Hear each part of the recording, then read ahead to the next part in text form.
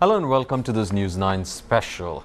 There is a big killing that's happened in Canada, and it is about a gangster who is also considered to be a Khalistani sympathiser. Well, Sukhdool Singh, known as Sukhdool Singh, was killed in inter-gang violence, and now there's an interesting twist to this. There is another gangster who's claimed responsibility for that particular killing, and this person is Lawrence Bishnoi, who's been incarcerated from 2017 onwards. And he's put out a Facebook post, however, saying that he is responsible for the killing of Sukhdool Singh. Now, interestingly enough, this is what he says, the reason why he went ahead with this killing. He says that the reason why this has been carried out is because he alleges that Sukhdool Singh is behind the murder of gangsters Gurlal Brar and Vicky Midukera.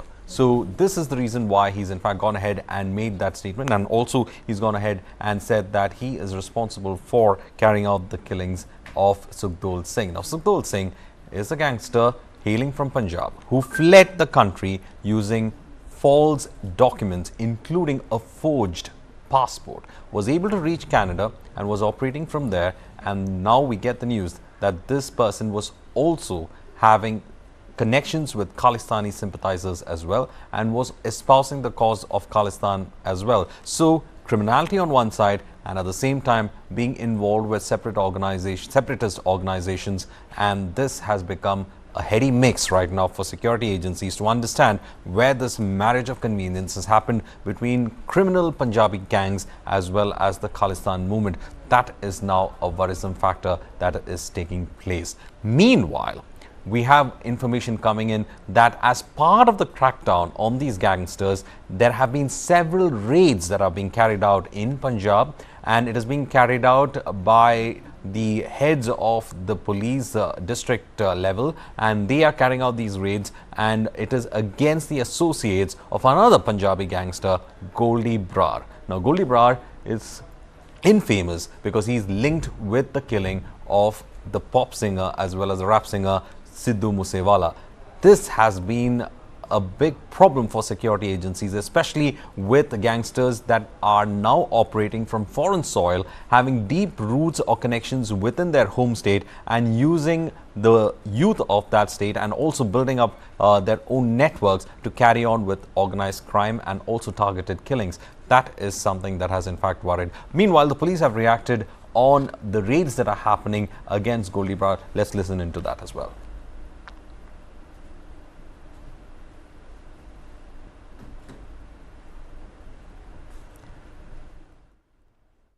आज हम पूरी जिला में Goldy broad and उनके associates की verification करने लई आज ही सवेरे तो सुबह तो हम पूरी फोर्स लगा के जड़े उनके एसोसिएट्स हैं उनके घर पे हम तलाशी कर रहे हैं और बंदे को हम कल्ले हम वेरीफाई कर रहे हैं।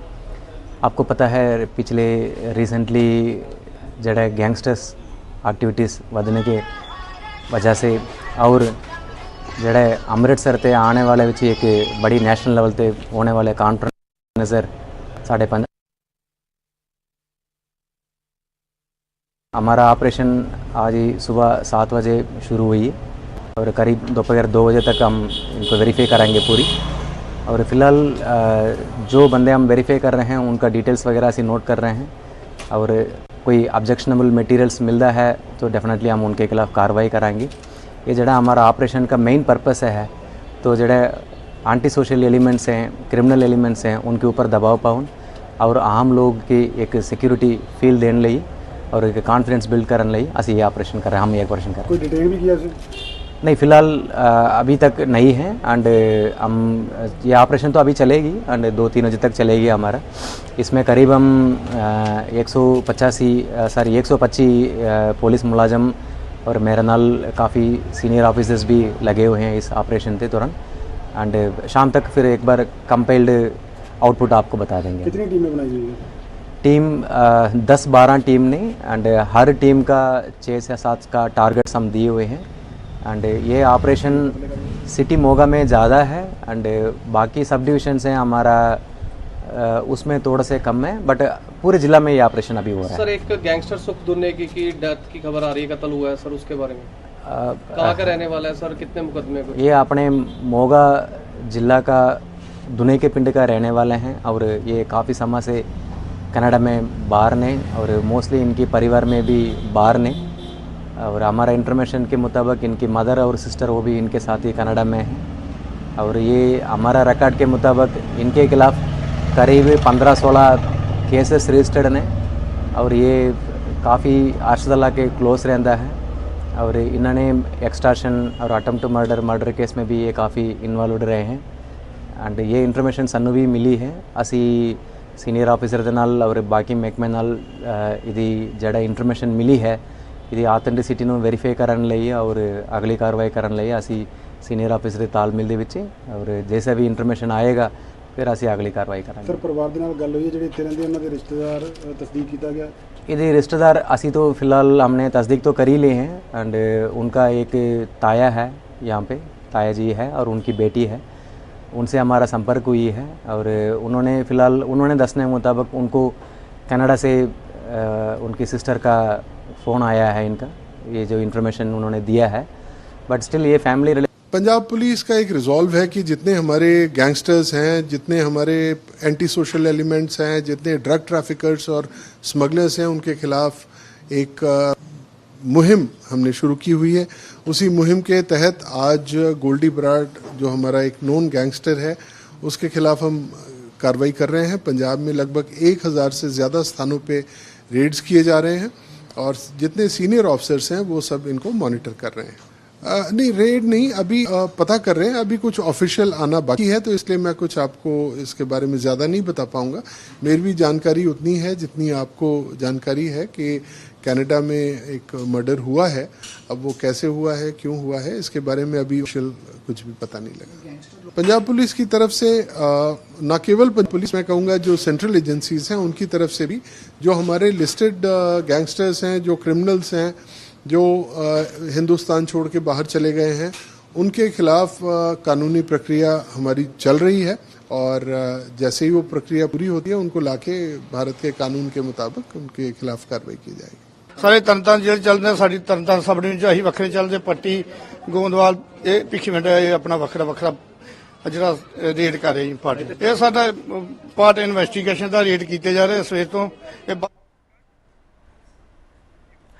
All right, so we heard how the officers are carrying on with the raids in Punjab, especially against the associates of Goldie Brar, another terror criminal who is based in Canada, and efforts are on to trace his associates. So the police are carrying on with their investigations today, and also kind of an operation that has been carried out by them. Well, to discuss more about this sensitive topic, we have with us Ambassador Deepak Vora, who joins us. He's a former Indian diplomat. We have Major General retired Ashwini Savach, defense and geopolitics expert, who in fact joins us. Well, let me come to you, Ambassador Vora. The first question that I have for you is this. You know, when did these small-time gangsters get kind of refuge in Canada, and now it is not only organized crime we are talking about, that or the gangs of Punjab, but how they are getting involved with the Khalistani movement itself. A deadly mix taking place in Canada or any other place where they are settled, where the Khalistani elements are there, and you have these criminal gangs actually marrying their potential networks with Khalistani sympathizers. Recipe for disaster? Thank you very much, sir. Thank you for giving me this opportunity. On your channel, I just love it because it's part of my ongoing journey to educate myself. You are, of course, one of the best, and I'm delighted that General Sivach is there. His knowledge is much greater than mine. Once again, this is from Guruvayur, and you can see the fists clashing behind me, India and Canada. This started when I was posted in the United States in the mid-80s, and we then knew that fellows from Punjab were using all kinds of excuses to seek asylum and refuge in Canada, and Canada, which prided itself on being a very open society, decided to let them in. So those who could not get in, then they got married to local women. It was a big racket going on at that time. Initially, they were coming there to look for a better future, or because we had the Sikh separatist movement in India, they were trying to run away from the long arm of the Indian law. They settled there, and then they started doing whatever they had to. But then over a period of time, as is the case, as always happens, these fellows then took to gangsterism. So you've heard the term narco-terrorism in many, many countries. Now we have this thing going on in Canada, which is gangster terrorism. And these fellows have got together, they have combined, they have joined hands, they are trying to see what they can do. The gangs are not really interested in a separate Sikh state. The Khalistanis are. The gangs just want to make money through drug trafficking. Whereas the Khalistanis feel that they have a remote possibility that they might be able to influence events in India. So this is what is happening. Let me just say that Canada has become an assassination.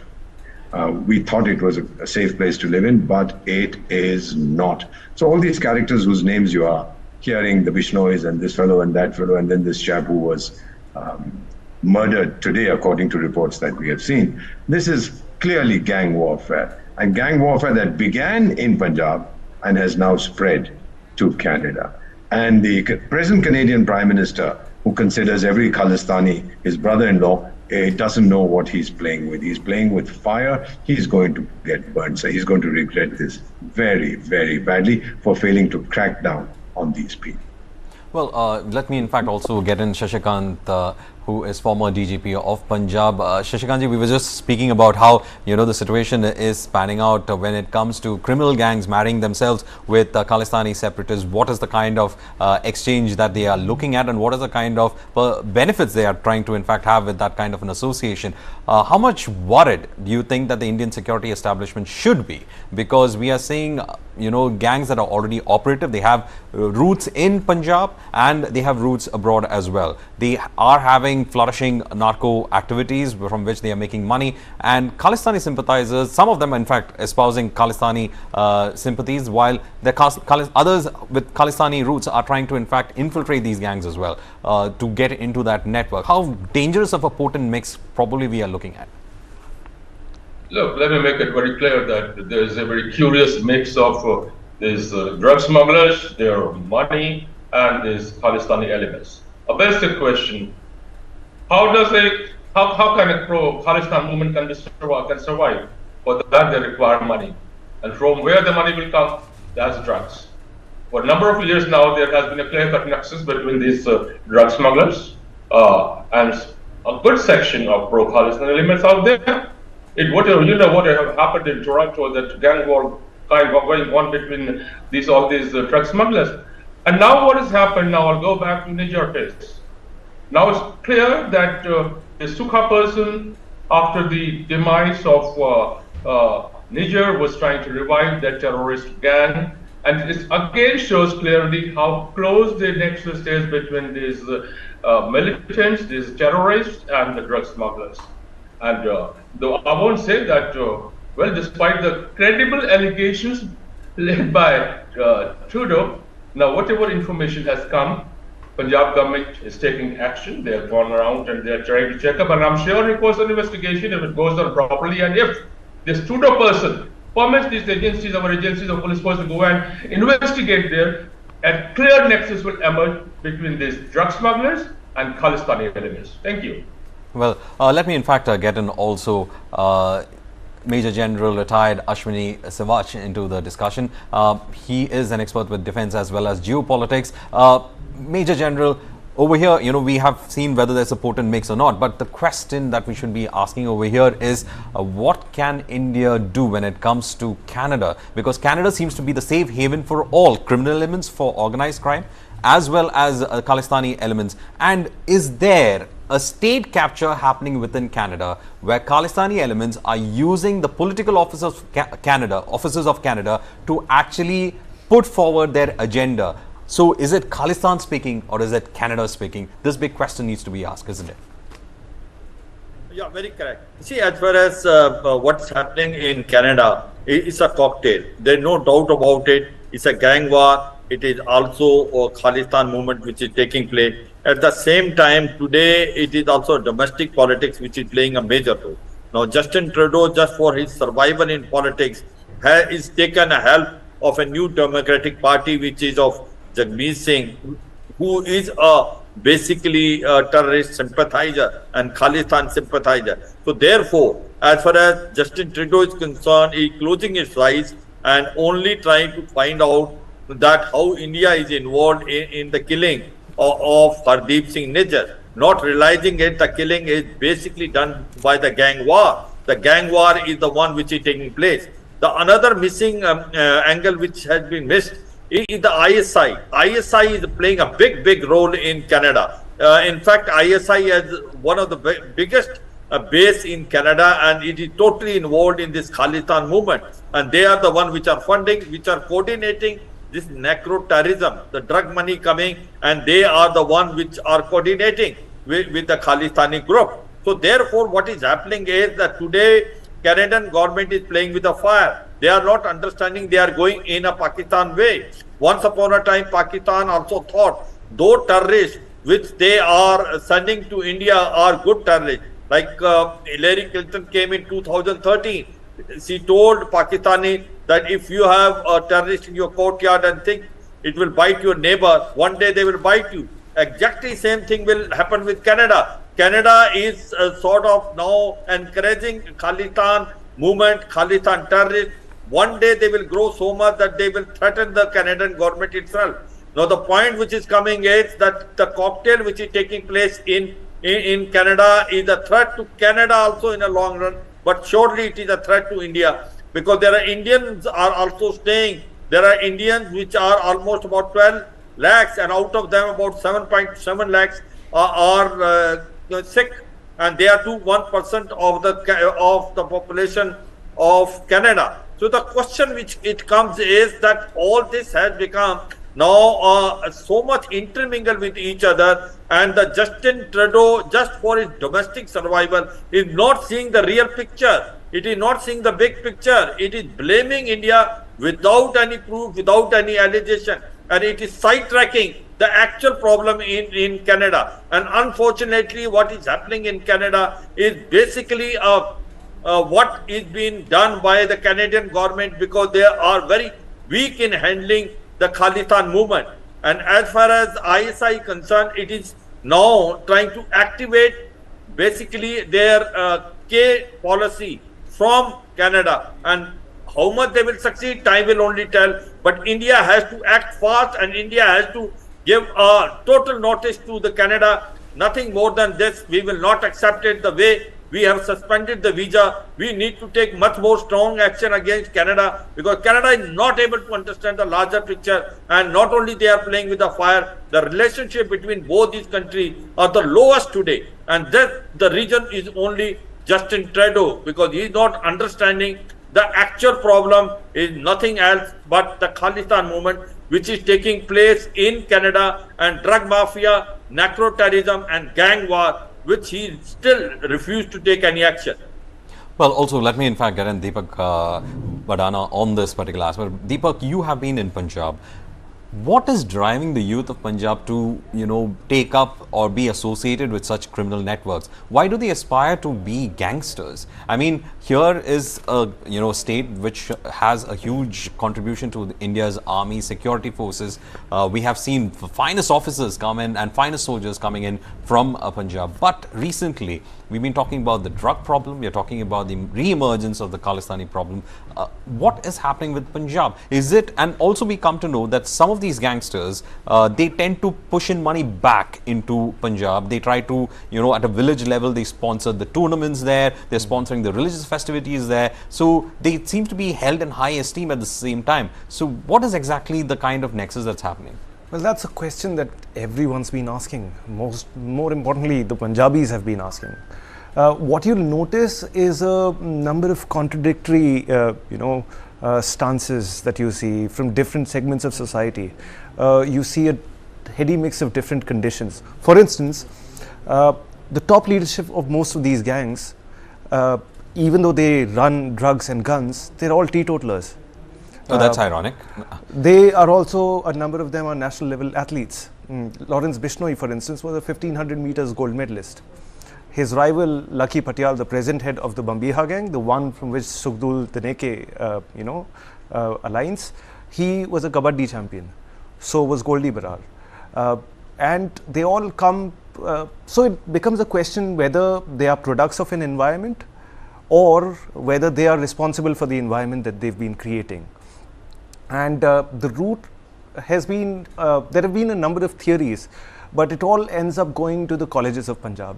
You go to Punjab University, the kind of atmosphere that was there in the mid-2000s to 2015, and this is the time when all of these boys were there. In fact, this killing that has happened for Dineke, it is the latest in a series of killings that includes Moosewala, it includes Vicky Middukheda, and it goes all the way up to 2014 when a sarpanch called Ravi Khwajke was killed. And that was actually the killing that sparked these murders. And ever since then, there has been a gang war that's been happening, and it's reached foreign shores now, which is something that the Canadians should have been aware of, or something that they should have been, anticipating. In Punjab itself, there has been, there have been a number of issues. For instance, there is not the kind of employment that the youth wants. There is employment, but it's not the high salaries that they aspire to. The economy has gone downhill. You don't see new factories or new jobs coming in. As far as the agriculture is concerned, there's not so much, it's not bringing back the returns that they want to. And in any case, the labor has been outsourced to people who are coming from other parts of the country. The youth of Punjab don't want to get into that. All right. What they aspire to is, flashy cars, much like youth anywhere else. Aspirations, but how to feed that aspiration is a big question. And that becomes a question, and which is where they're often led astray. So when you say 2021 and you've got these dreams of, the high and fast life, you can make the mistake of choosing the easiest way out. For some, that has been gangsterism, that's been gun running and drug running. And it can take other forms as well. Extortion was one. Not everybody can become, a musician, but a number of them have become extortionists from the music industry. Right. The question still stands, why is this happening in Punjab? And this has been something that everyone's been trying to answer. Well, in fact, I asked all my guests to stay as well. We slip into a short break, but before that, now to our big show that can look forward to every day at 10 p.m. and again at 3 p.m. the next day. The Duologue series starts Connected TV from September 22nd. Here's a sneak peek at it, and after that, we will return back to our discussions. I ask our guests to also stay as we in fact play out that promo on Duologue.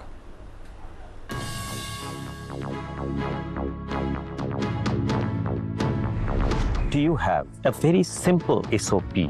If you put filth at the mango tree's root, it becomes sweet mango. Sportsperson like Sania Mirza written about more than the women's cricketer. Journalist, for some reason, doesn't like an athlete. The narrative is very different. So why have people been so much enticed to come and take over your businesses? लड़की सुंदर होती है तो उसके पीछे बहुत लड़के आते हैं. To us normal people, the doctor is somewhere in between us and the God. When a patient's mother touches my feet, begging to save her child's life, I don't feel empowered. I feel humiliated. Is it fair to call you an Indophile? Very much so. What about China? A local problem is a global problem. Suppose if you had donned the seat of the chairman, maybe by now Oxford or Cambridge would have had chairwoman as a legitimate English word. She is the most qualified. Giving good value system to children was more important than career. How do you deal with success and failure? First thing is to clearly know what you want in life. Who is Lutyens Media? It is a bunch of people. What has Khan Market got to do about Just it? a function of its location. Duologue with Barun Das, world premiere on Connected TV from September 22nd to 29th at 10 p.m. Only on News9 Live, India's first and only digital exclusive English news stream for Connected TV, supported by Alliance Broadband. Welcome back. We were in fact speaking about the gangs of Punjab. We were talking about how recently Sukhdool Singh's murder has in fact exposed the underbelly of this gangster network, and at the same time the kind of impact it has in India, as well as how the Khalistani element is also intermingled with this. And it's become quite a shocker as for many who've been following the story as well.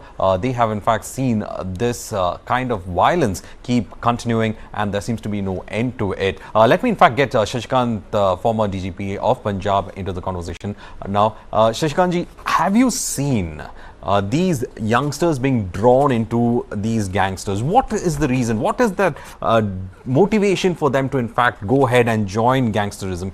What drives them to do this? Because over here, you know, these gangsters are not like your Mumbai gangsters. They are gangsters who have showing, you know, have a flash for things like cars, big houses, a lot of men creating their own reels. They're on social media as well. They create their own, you know, reels or that, you know, show them in their glorified attitude of being a gangster. So why is it that they are being drawn into all this? Well, to start with, I'd like to compliment your young correspondent journalist here. The way, whatever he has spoken, the presentation he has given, I have not seen too many journalists who know so much and who can present things so well. Well, as is rightly mentioned, the start, why this gangsterism? Basically, it starts from the universities and colleges, and the political parties come in. These guys, they become the torchbearers of one political party or the other, aspirations, and with aspirations lead to a way that they want to have more and more money, flashy lifestyle. That's how it started. And in fact, if a person, as on date, a normal person wants to go into flashy life, then he needs money, and the drugs are the easiest sources. And drugs are being used by these persons, these youth. They themselves don't take it normally, but they try to get money out of it. Terrorists, they try to get money out of it. A good chunk of politicians, they try to get money out of it. Money and drugs, that is the common link between these young, bright students who otherwise could have been a fantastic future for the country, and drugs now they're turned into drug smugglers and terrorists and gangsters. That is the link. Thank you. Well, Ambassador Vora, we was just having a conversation with Shashikant, who was saying that, you know, drugs and money is the link. And then I was having a conversation with Deepak as well. Deepak has been on the ground. He has researched his work on this particular aspect. He's been with some of them, and he's also seen how closely they operate. So Deepak knows really well inside out of this. But for me, the other question is, how does the Punjabi gang become so influential in Canada? They are the third most influential gangster organizations after the Italian mafia, after the triads of the Chinese, and then you have the Punjabi mafia. So how did they become so influential in organized crime, especially in the West? I've seen this in the course of my career. First, compliments to former Director General of Police Punjab for his perspective, which was brilliant, and to your colleague, Mr. Badana. I've seen this in the United States. I've seen the El Chapos of the world and the Pablo Escobars of the world bring their trade to the United States, and then the gang rivalry follows. I've seen this in the immigrants from the Honduras, from Nicaragua, and so on. They bring their poverty, they come, they bring their home systems, their home warfare to the country where they have moved. I'm a Punjabi, so we like nothing more than projecting a macho image. That's part of it. You know, we're in the military, we beat up other people, we're toughies, etc., etc. So it's a combination of many things. The lure of easy money, the feeling that Canada is a very welcoming country for any kind, every kind of criminal, crook, gangster, thug. They won't do anything as long as we don't disturb their social tranquility. That is, I believe, a false hope, for the Canadians at least, because sooner or later they're going to bite the hand that feeds them. So my understanding is that they are exploiting Canada's system. They are taking advantage of the present regime, which is weak, which is fragile, and has a leader who is practically a drug addict himself, in order to establish their presence to carry on their business. Because in India, thanks to outstanding people like Major General and the Director General of Police, the pressure on them was becoming huge. So it's better to move to a safer environment wherein there would not be an encounter, the possibility of an encounter of the kind that sometimes we see in India. So if I were a gangster in India and there was enormous amount of police pressure, I'd look for a safe place to hide. And that safe place for the Islamic terrorists, of course, is, we are seeing it in West Africa. And for the other gangs, it seems to be increasingly Canada. Canada is becoming drug and terror central in the world. Well, in that case, Ambassador Deepak Bora, you're telling me that ethnocentrism is what is actually driving these gangs as the strength. I mean, the very strength that keeps families together. Because I was having an off conversation as well with Deepak. So Deepak was saying that most of the gangsters who move from India to Canada already have their cousins there, and these cousins have already set up their network there. So it is again a family-driven business that we're talking about. Well, the entire mafia thing is family driven. There's a code of ethics in the mafia. I've served in Italy, I've served in the United States, I've served in Spain. These guys will not squeal on each other, try what you want. And there's an entire hierarchy. That is what is being built in these gangs, not the gangs of Wasipur, but the gangs of Punjab now in Toronto. And you can see yourself in the visuals that you are showing us that the police doesn't do very much except tell them, please go away, don't mess around with us, don't beat up Canadians, etc. Amongst yourselves, you fourth world types do what you want. Well, that's a very short-sighted view that they are taking. And I can see that trouble is brewing for Canada also, sir. They are going to really understand. You know what? Why I say that, sir?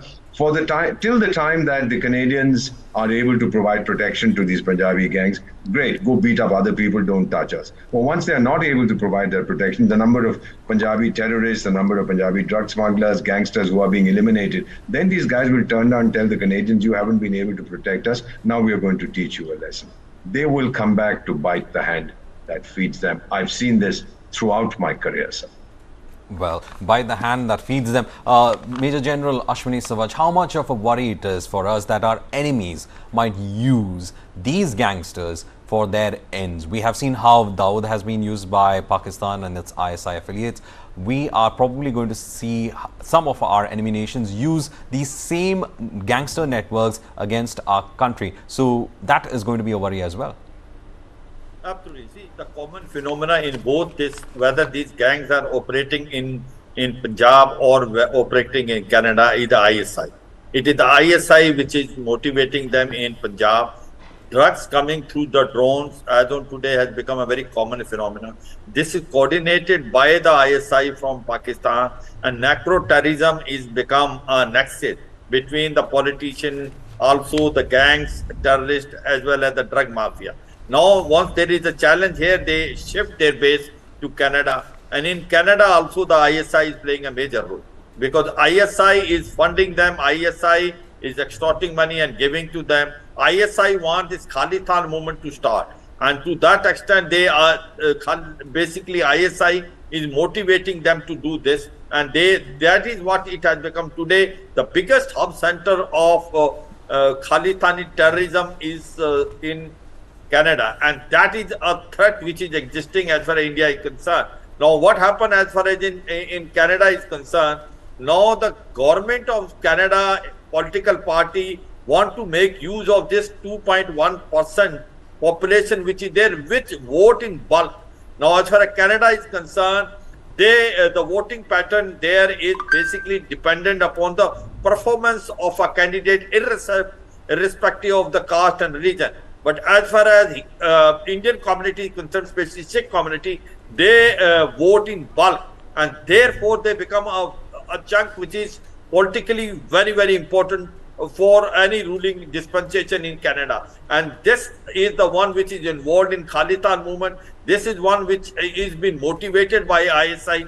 It is the ISI which is basically a common link between Punjab and Canada, which is basically coordinating all terrorist activity. And this is where we have to hit as on today, because whatever you see Karima Baluch, which went from Pakistan, was eliminated again by ISI. The Canada never raised the objection. But once Hardeep Singh, Nijar or Sukhdool has been killed in a gang war, they are pointing finger toward India. So the point today is that the way things are moving in Canada, the way terrorism is spreading, where the gang war is spreading, it will have adverse effect in India, there is no doubt. But in time to come, it will become a poison for Canada itself, which they are refused to understand, or they are ignoring this threat, which is going to emanate in future.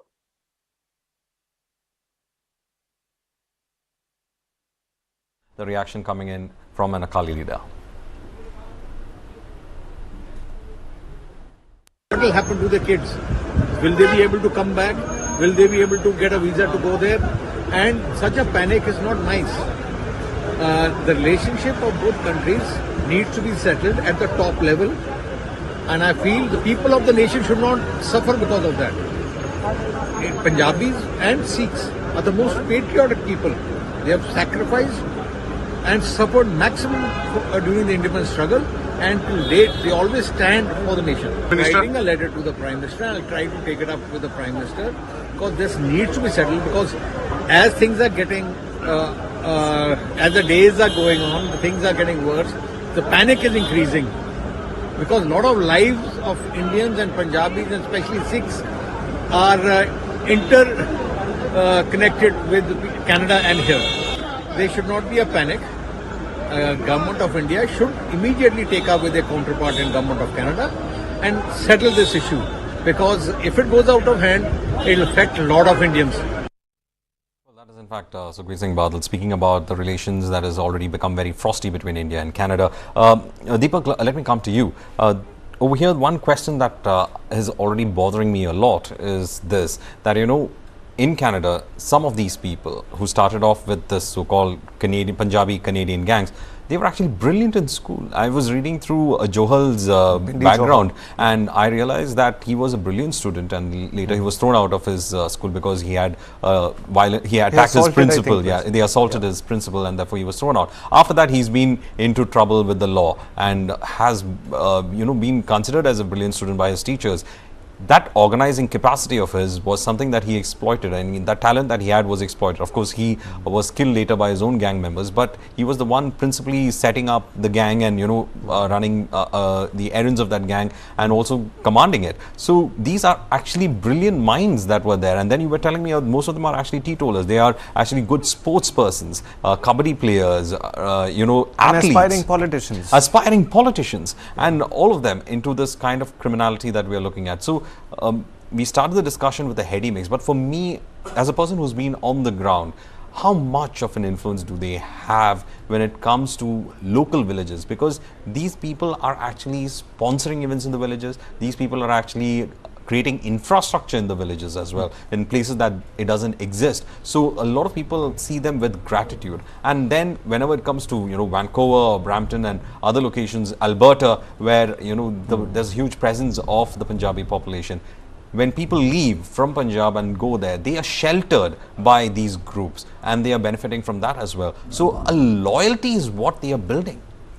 So what these people live in a society that revolves around loyalty, and about for instance, the village is very important to them. So Sukhdool Dineka, his name includes the word Dineka, which is actually his village's name. Similarly, Sidhu Moosewala, he came from Moose village, right? That's a phenomenon that you will see in the names of a number of people. They'll take up the name of their own village. It kind of reminds you of the Italian mafia as well. And it's these village networks, if not the extended families, that actually function, across the 7 seas in Canada. So when they'll go there, somebody from their village will harbor them because he'll be practically a brother, right? Kinship. So kinship counts for a lot. They have their own code of honor, as Sir had so rightly pointed out. So that's one aspect. Another thing is that there is a culture of bravado and machismo. For the Punjabi, it is, and the Jat Sikh community in particular, they have this idea about masculinity. And I'm not really pointing any fingers here. I just mean to examine the concept. Which is also perhaps why they perform so well, in the armed services. Every single war that India has fought has seen the Sikhs in particular and Punjabis in general earn accolades, unfailingly on every front, every single conflict that India has seen. You see them, bringing out brilliant businessmen. You see them to be, one of the most enterprising communities. They were really big achievers that you have from the community. There used to be a proverb, in parts of Haryana where they say that you'd never find, a Sardar begging. Okay, he'll find a way if he has to. And they'll make their way across any situation. But presently what has happened in Punjab, and it's particularly the first 2 decades of the 21st century when all of this went down, and all of this started in the universities, where a number of these boys joined colleges, with the dreams of becoming politicians. Bishnoi, for instance. In fact, since you brought Bishnoi's name, what is Bishnoi's agenda kind of? He's incarcerated in jail from 2017. From 2015. But a lot of killings, he's laid claim to it. A lot of killings overseas also, he's laid claim to it. And his gang is quite active, is what he says, and he's operating it from the from jail premises. Bishnoi, again, a lot of people are saying that, does he in fact come very close to Chota Raj and trying to be that patriotic gangster of sorts? So the patriotism is a very interesting perspective when you look at the kind of things that he says. He's come on camera, wearing T-shirts with Bhagat Singh's image on it. His Facebook posts are filled with shairi and poems about patriotism. So that's one aspect about his identity, and he's talked. You could also find traces of socialism, frankly, in parts of his, the poetry that you read over there. So what is his ideology? You're telling me that these people are actually educated in a lot of ways. Educated. They have ideas. Have a sense of idea of. They have ideas, if not an ideology. Okay. But what is most dangerous about them is the effect that they're having on the next generation. So one of the patterns that we started to see in Punjab, particularly after, in the years after Moosewala's death, was that the age of the people who were involved in these activities kept going down. All right. So by the time Bishnoi and all these boys were there, they were 23, 24-year-olds. After Sidhu Moosewala's murder, we found 16, 17-year-olds who were engaged in, say, murders, right? And why were 16 and 17-year-olds, sent to commit these acts? Simply because they wanted to exploit, the judicial system's, shall I say, leniency towards juveniles. So a 16-year-old goes and kills somebody, he'll go to juvenile prison. He will not be sentenced to death. So they're smart enough to exploit that loophole. That's actually shocking. Shashikant, former DGP of Punjab, what Deepak is saying is that the age is coming down. The inspiration for the age is coming down. It is late teens who are picking up arms and getting into criminal activities. How can the police in fact see through it? Because you have juvenile law coming into place, so the leniency of juvenile law will also be applicable, but still it's like they want to exploit it. So things going completely awry in Punjab in that case. Yeah, it's very easy to exploit a youngster because they don't have a mature mind. And the Punjabi culture, everybody has been talking about how brave Punjabis are. Give any Punjabi a gun or something, he'll feel as if he's the lord, he's the king of the particular area. This is the psychological feeling which is exploited by these persons, and these persons give good amount of money to these youngsters also, so that they can fulfill their aspirations, small little aspirations. They want to travel to big cities, etc., etc. I'm sure, because I had talked to certain persons, these youngsters who have been arrested. They are hardly bothered about juvenile law or those things. They just want to lead a good, flashy life. That is the crux of the matter, which is the psychological thing, the psychological weakness of these youngsters, these bright youngsters. That's exploited. The recent cases which have been happening, the unfortunate case of Delhi, the most notorious rape case of Delhi. There also the guy who was the youngest, who was the most brutal, because they are not mature enough, and once they get into this kind of thing, then they start getting prayer out of these things, then there's nothing to stop them. Thank you. Well, nothing to stop them as well. Well, let's have Major General Savach looking at this aspect of geopolitics. Is Punjab, we say we've been able to stem terrorism from Punjab thanks to KPS Gill, but the fact remains is that the elements for another kind of a resurgence of it is still there. So what are we supposed to in fact look into? We see, criminalities, we see criminals feeding the money network for extremist movements as well. So what are we supposed to do now before this could become another problem? No doubt about it, Punjab is a border state. and it has a border with Pakistan, and Pakistan has exploited this phenomena to the hill. Now through the drone, when they are sending a lot of trucks, lot of weapons and all, this has ruined the complete youngsters of Punjab. And the point which is coming time and again is the opportunities are not there for the employment. And as far as the Punjab youth is concerned, once easy availability drugs, they are not going for a job which are of hardship. Now, case study is also there. They are one of the best fighters. All in war, they have fought the best, one of the best. But as on today, the defense forces is not the number one force where they want to join. And it is Haryana which has taken on, UP which has taken on, Punjab have fallen down. The reason is simple, that they want to have easy money, the drugs have come, and they once they get involved into that, they are ready to go out of Punjab to Canada or US or other part of Europe. Now the question comes is, how do we arrest this sort of system? The best way is that first of all, we have to ensure that Pakistan ISI is in a big way involved in sending drugs. We have to stop the drugs coming in Punjab. That's a very important thing. Second thing is, we have to generate employment opportunity to these youngsters rather than they going out of basically from Punjab. They should able to get job there, because everyone want easy money and they get it and they go out of it, but they are already drug addict by the time they go. The third thing which is very important is that the basic education system has to be seen in Punjab. Where have we gone wrong? Why the state which used to produce the maximum sports person is no more doing it, whether it was a kabaddi or a boxing or athletic. It is the other state taking. For in case in point is Haryana. So all these things have to be taken into consideration, because Punjab has got a potential, but the Punjab potential can be used negatively also, and that's what's happening. Today it is becoming a drug center. Today ISI is exploiting.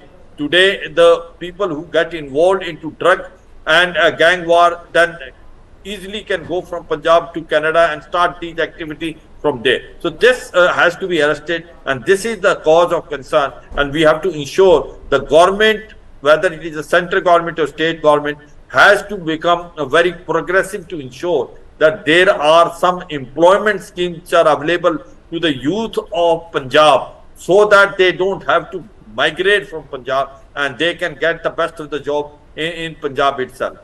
Well, that big question is about economy. How bad is Punjab's economy right now? You have been with the villages. You've spoken to me about how joblessness is a big issue, especially at village level.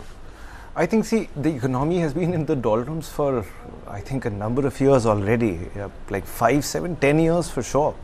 You don't see new corporations setting up offices in Punjab. You don't see land being acquired for setting up of, big factories. But more than anything, I think what Punjab needs is a new cultural hero. I think what Punjab needs is a new role model. Somebody who can capture the public imagination. We came dangerously close to that, in a very wrong way with Bhai Amritpal, wherein a small constituency of people started looking up to him because of the kind of, and he spoke some very good things, in a very right manner. He said all the wrong things that he wanted to. What Punjab really needs is better role models. The day we have youngsters in Punjab aspiring to become things other than, say, Sidhu Moosewala or Bishnoi, I think things can start turning around. And there's no single, solution to it. It's a complex issue. It's not going to be solved overnight.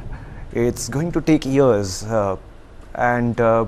But one of the things that is a consolation is that things haven't been going so horribly wrong as they seem to. There's an old proverb about India that, nothing is as good or as bad as it seems. I believe there is hope for Punjab. There is hope for Punjab. In fact, we will be coming to the end of the discussion, and I'm in fact giving the floor to Shashikant, former DGP of Punjab. Mr. Shashikant, you heard everybody speaking in this. As a former police officer, you've been seeing the worrying trends. Is it that if intervene right now, we will be able to arrest it, as Major General Sivach was saying, we will be able to, reverse the trend that is happening with regard to Punjab?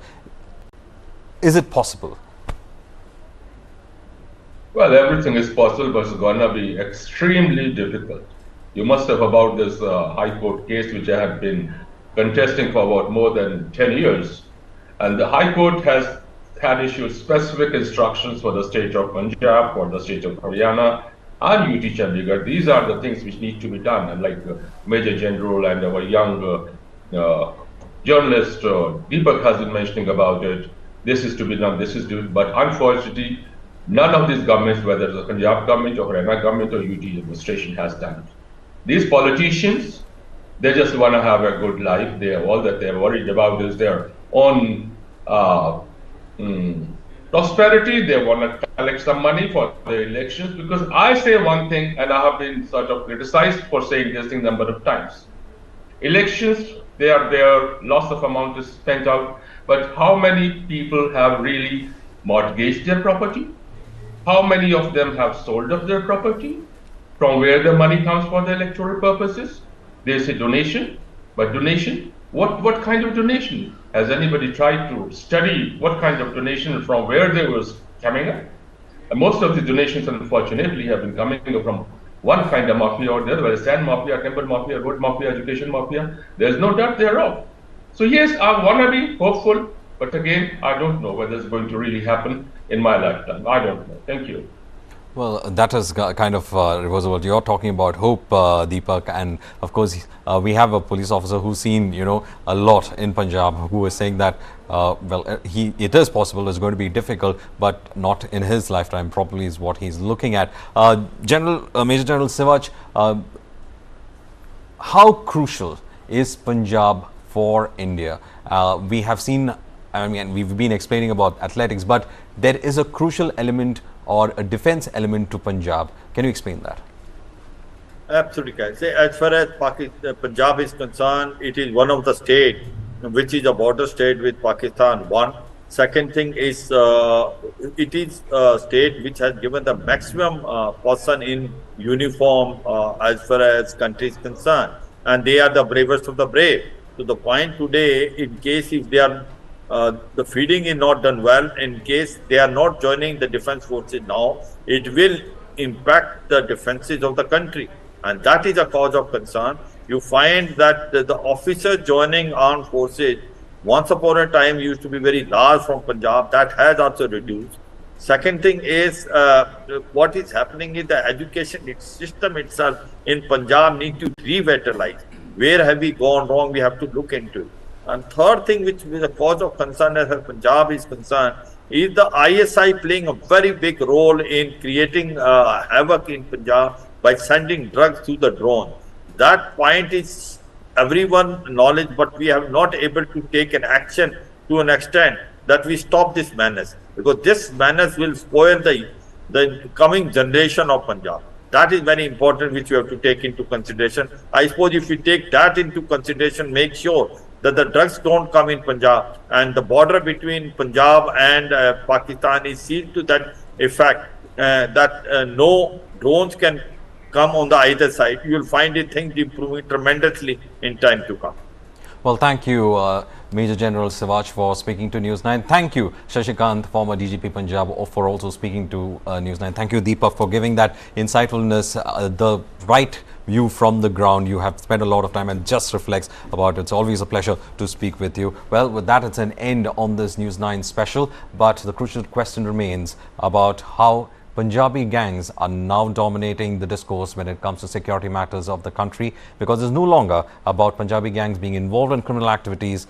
Khalistani sympathizers also trying to exploit and also enter these gangs as well. So where does the separatist factor end and where does the criminal factor begin is becoming a very much of a blurred line. With that concern, we end this special discussion on News9. Stay tuned to News9 as we bring you stories from across the world and also the latest happening in the country. That's on the other side.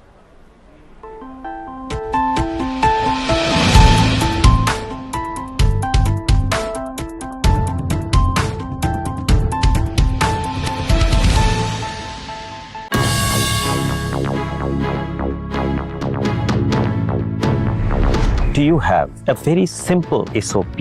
If you put filth at the mango tree's root, it becomes sweet mango.